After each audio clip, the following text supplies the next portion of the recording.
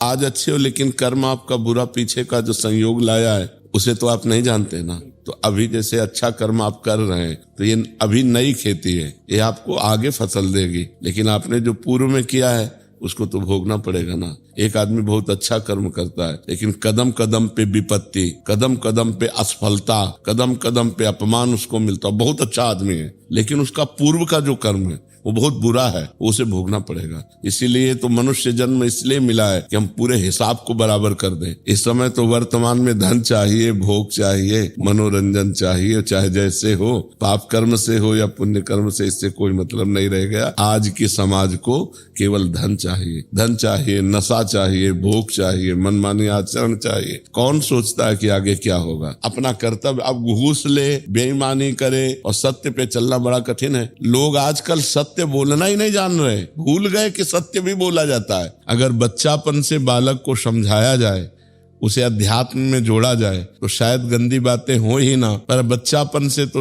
Mobile पकड़ा दिया जाता है। छोटे छोटे बच्चे मोबाइल के कारण बहुत बिगड़ गए हैं, बहुत बच्चों के जीवन नष्ट हो रहे हैं। जवान जवान बच्चे इंजेक्शन लगा करके वो जहर ले रहे हैं, नशा ले रहे हैं, बॉयफ्रेंड गर्लफ्रेंड सब गंदी बातें हो रही। अब भगवान से जुड़े नहीं, नाम जब कर नहीं रहे, अध्यात्म का ज्ञान है नहीं, तब तो माया पीस ही देगी, फिर तो पीस देगी। देखो ना क्या क्या हाल हो रहे हैं। एक एक इंच जमीन के लिए भाई भाई का खून कर रहा है, अपनी वासना के लिए पत्नी पति का खून कर रही, पति पत्नी का खून ये क्या हो रहा है? ज्ञान नहीं है, अध्यात्म विहीन है, राक्षसी भाव जागृत हो रहा है और वो नष्ट होते चले जा रहे। हमारे समाज में जितनी गंदी बातें हो रही हैं, क्राइम हो रहे हैं, उनका कारण अज्ञान ही तो है। हमारे समाज का होगा क्या? जब ज्ञान नहीं होगा तो राक्षसी भाव होगा, पशुता होगा, हिंसा होगा। तो हम यही कह रहे हैं कि सबको ज्ञान की जरूरत है, सबको अध्यात्म की जरूरत है। अगर अध्यात्मवान बनोगे तो एक आनंदमय जीवन होगा, दूसरों को सुख देने की भावना आएगी। किसी का कान नोच के ले जा रहे हैं, किसी के गले से नोच के ले जा रहे हैं। अभी नौजवानों की ये हरकत है। हमने सत्य कार्य किया है, असत्य नहीं किया, सैकड़ों को सुख पहुंचाया है। हम सत्य पे हैं तो हमें डरना नहीं। डराया जाएगा, भय आपको दिया जाएगा, लेकिन आप भयभीत मत होइएगा। कोई आपका बाल बांका नहीं कर सकता क्योंकि आपने सत्कार्य किया है।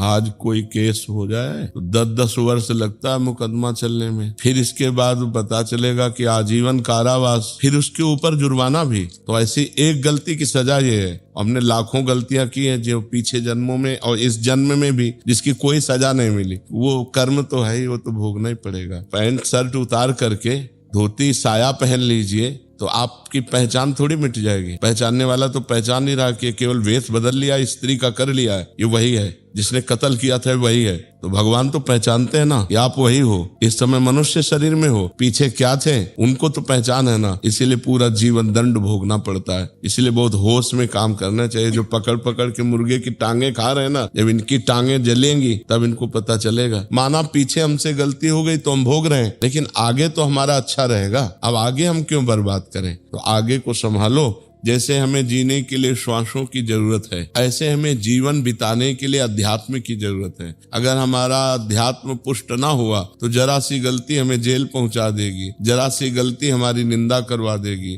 नौजवान जब गलत मार्ग में पहुंच जाते हैं तो फिर बुद्धि ओवर थिंकिंग में पहुंचती है, भूत भविष्य के चिंतन में इतना लगा देती है कि वो परेशान हो जाता है, जिसे कहते हैं डिप्रेशन। और जब ज्यादा परेशानी होती है तो उस परेशानी से मुक्त होने के लिए औषधियां लेता है। जब उससे भी उसको शांति नहीं मिलती तो सुसाइड करने की सोच लेता है। अगर विपत्ति आई है तो मुझे सहने की सामर्थ्य दो, या इस विपत्ति से निकलने की सामर्थ्य दो। भगवान से प्रार्थना करो, जरूर वो अवश्य सुनेंगे और किसी न किसी रूप में। मान लो आप अंदर की बात नहीं समझ पाते हो तो बाहर से किसी न किसी रूप में आके आपको समझा देंगे। कोई शास्त्र की बात आ गई, कोई क्लिप संत के प्रवचन की निकल पड़ी, या अंदर से बात आ गई, या कोई व्यक्ति आके समझाने लगा, तो परमात्मा ही होगा जो आपको समझाएगा उस समय। आदमी तभी आश्रय लेता है जब कोई आश्रय नहीं रह जाता। ये सबसे बड़ी गलती है। विपत्ति आते ही भगवान का आश्रय नहीं लिया जाता, फोनों का आश्रय लिया जाता है। उनका फोन नंबर लगाओ, उस व्यक्ति से मिलो। जब सब जगह निराशा होती है तब आखिरी में भगवान, जैसे द्रौपदी जी, पहले 5 पतियों का भरोसा, फिर सभापतियों का भरोसा जो भीष्मादि द्रोणाचार्य आदि, फिर अपने बाहु का भरोसा, फिर अपने दांतों का भरोसा। जब देखा अब कुछ नहीं तब श्री कृष्ण का भरोसा। और जहां श्री कृष्ण का भरोसा वहां विपत्ति नहीं रहती। शरीर भले ऐसे हो, वो संकल्प करे तो धरती फट जाए। बहुत ब्रह्मचर्य में बहुत बड़ी सामर्थ्य, बहुत बड़ी सामर्थ्य। आज लोग ब्रह्मचर्य निकालने में उतारू हैं, ब्रह्मचर्य रोकने के विषय को जानते ही नहीं।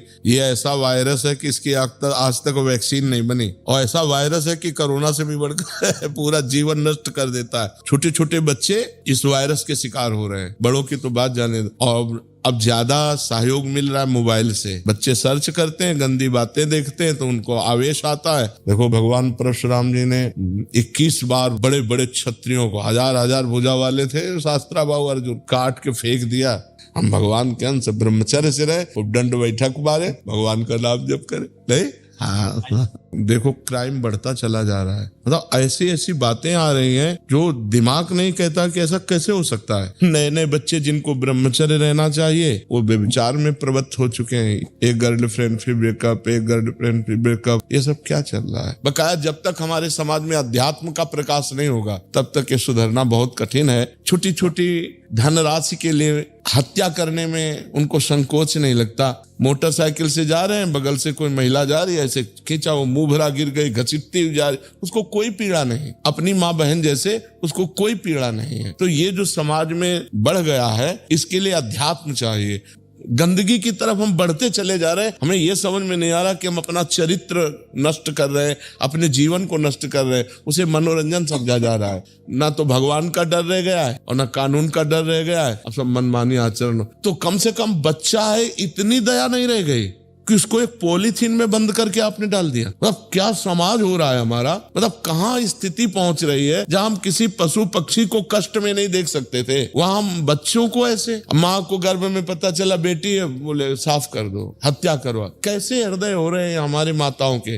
ये जो वृंदावन आप आती हो, आपको सुख लगता है, ये भी छूट जाएगा क्योंकि अधर्म बन जाएगा। अपने परिवार का पोषण करना धर्म है। वो भगवान ने आपको ड्यूटी दी है। भगवान की आज्ञा का पालन करते हुए पति पुत्र परिवार की सेवा करना, ये आपकी पूजा है। उसी पूजा को संभालिए और नाम जप कीजिए। मनुष्य जन्म नए भाग्य की रचना के लिए मिला है। ये पूर्व कर्म के आधारित केवल पशुओं की तरह नहीं है। पशुओं का जीवन जितना जहाँ जैसा लिखा वैसे ही होगा। मनुष्य जीवन ऐसा नहीं। हम नया कर्म कर सकते हैं। दो केवल परिणाम हम नहीं बदल सकते, आया हुआ दुख और आया हुआ सुख। पुण्य के कर्म के परिणाम से हमें सुख आएगा, पाप के कर्म परिणाम से हमें दुख आएगा। वो हम अच्छा कर्म कर रहे हैं इस समय, फिर भी हमें दुख भोगना पड़ेगा। बुरा कर्म कर रहे हैं इस समय, अगर पुण्य का चक्र आ गया तो हमको सुख भोगना है। पाप करते हुए भी वो सुख भोग रहा है, पुण्य करते हुए भी वो दुख भोग रहा है, क्योंकि उसका पाप का कर्म फल लग गया। इस समय वो पुण्य कर रहा है तो उसे दुख भोगना पड़ेगा। वो पाप कर्म कर रहा है, पुण्य का योग लग गया, उसे सुख भोगना पड़ेगा।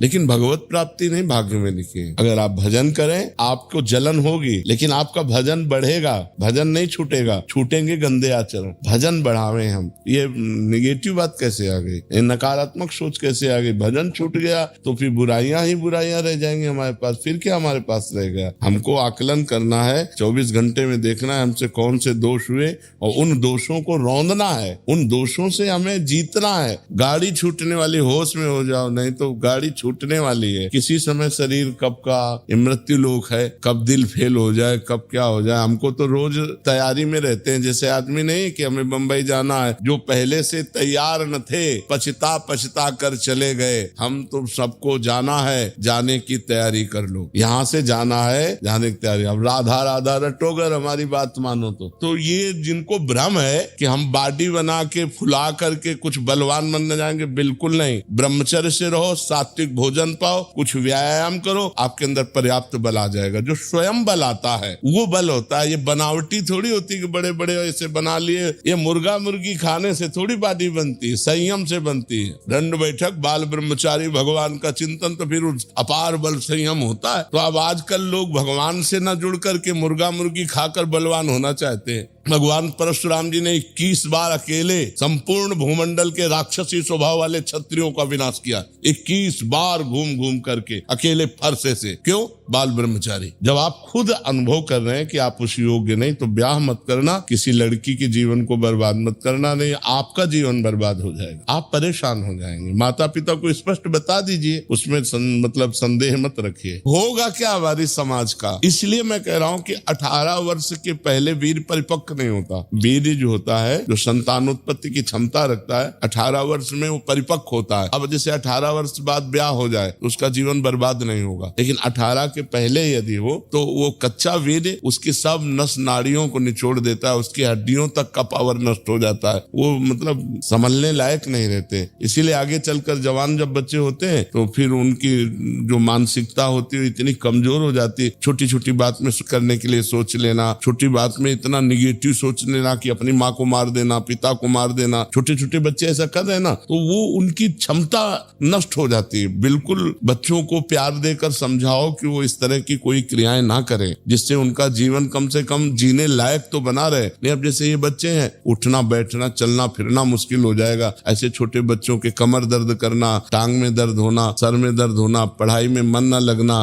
भूख न लगना, बहुत सी परेशानियां अस्तमय तुमसे हो जाती हैं। भक्तों के पावन चरित्रों को सुनो और नाम जप करो। नाम जप से सब ठीक हो जाएगा। नाम जप मन की गंदी बातों को निकालता है। भजन करते समय देखना, जब आप नाम जप करोगे तो गंदी गंदी बातें निकलती हैं। उसको लगता है कि यार जब हम भजन नहीं करते थे तब शांति थी, अब भजन करते हैं तो बड़ी अशांति हो रही। अशांति नहीं हो रही, मन की गंदगी निकल रही। और निर्मल मन भगवान के चरणों में लगता है, मलिन मन माया में लगता है। इसलिए नाम जप करो, भगवान के पावन चरित्र सुनो, भगवान की लीला कथा सुन करके उसका मनन करो। सच्चाई अभी मन में नहीं है। हम कहते हैं भगवान आपके हैं, लेकिन हमारा दिमाग पूरा भोगों में लगा हुआ है, शरीर के संबंधी रिश्ते नातों में लगा हुआ है, रुपया पैसा खान पान शरीर सुख ये सब लगा हुआ है। कहाँ से सच्चा मन हुआ? पहले सच्चा मन हो जाए और हमारा मन जब भगवान में समर्पित हो जाए तो फिर मृत्यु का भय खत्म। शरीर का राग खत्म होते ही मृत्यु का भय खत्म हो जाता है। समझ रहे हैं ना? तो शरीर की मृत्यु होती, जीवात्मा की तो कभी मृत्यु होती नहीं। किस समय कब कौन सी घटना किसके साथ घट जाए कुछ पता नहीं है। इसलिए उसी परमात्मा जब घर से निकलो तो उसी भगवान को प्रणाम करके निकलो, उनका चिंतन करके निकलो कि भगवान रक्षा करना। नहीं तो बहुत भयावह संसार है। हमारी कभी संतुष्टि रुपया से नहीं हो सकती, हमारी कभी संतुष्टि भोग से नहीं हो सकती, हमारी कभी संतुष्टि किसी पद से नहीं हो सकती। अगर हम पूर्ण संतुष्ट होना चाहते हैं,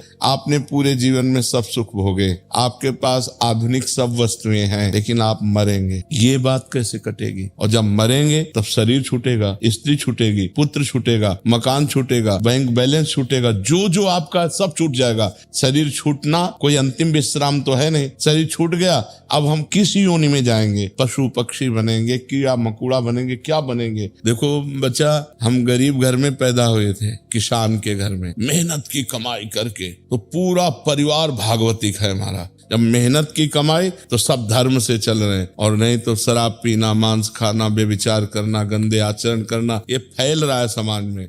तो ऐसे अधार्मिक पुत्र से यदि पूरे परिवार की हानि हो रही हो तो उसका त्याग कर देना चाहिए। जैसे शरीर के किसी अंग में कैंसर हो जाए तो हम उस अंग को कटा देते हैं, ऐसे ही बहुत प्रिय अंग होने पर जैसे कटा देते हैं, ऐसे बहुत प्रिय संबंधी हो, लेकिन यदि वो भगवान से विमुख आचरण करने वाला, अधर्माचरण करने वाला है तो उसका त्याग ही उचित है। आजकल यही तो धमकियां बच्चों को छूट दिला दिए, मम्मी पापा भयभीत हो गए, अब वो पूरा जीवन बर्बाद कर लिया अपना। ये बच्चे क्या करते हैं? अब 3-3 बॉयफ्रेंड, 4-4 बॉयफ्रेंड, ये हमारे सनातन धर्म की रीति थोड़ी है। अपने पति के लिए यमराज तक से लड़ जाने वाले देश के हम वासी हैं। अगर तुमको जिससे प्रेम है उसी से रहो, कम से कम हत्या तो मत करो किसी की। अब आप अपने माता पिता को सुख देने के लिए ब्याह करते हैं और इसके बाद पति या पत्नी की हत्या कर देते हैं तो जेल जाते हैं, पूरा जीवन बर्बाद हो जाता है। बड़ा समस्या है। और नए बच्चे बिना बॉयफ्रेंड गर्लफ्रेंड के अब जीना नहीं चाहते। जेल में कर्मों का तो फल है, कुकर्म हो गए तो पूरी जेल भरी हुई है। इसलिए कर्म बहुत होश से करे, बेहोश होकर न करे, प्रमाद में न करे, नहीं तो उसका दंड मिलता ही है। अब देखो कर्म है,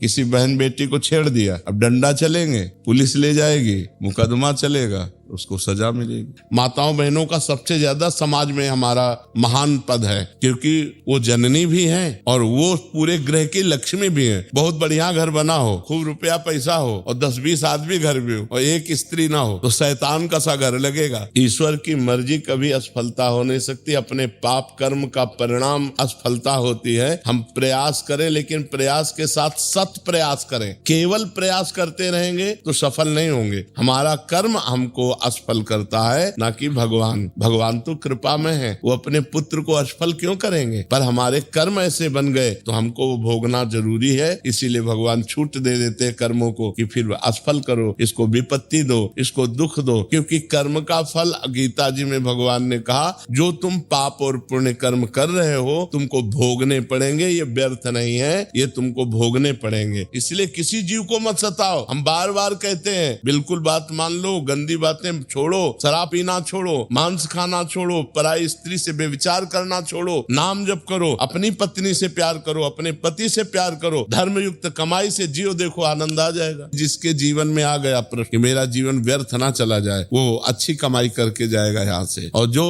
एक यार वो तो फिर गलत मार्ग में चला जाएगा। बहुत अच्छी आपके ऊपर भगवान की कृपा है, जो आपकी बुद्धि ठीक है।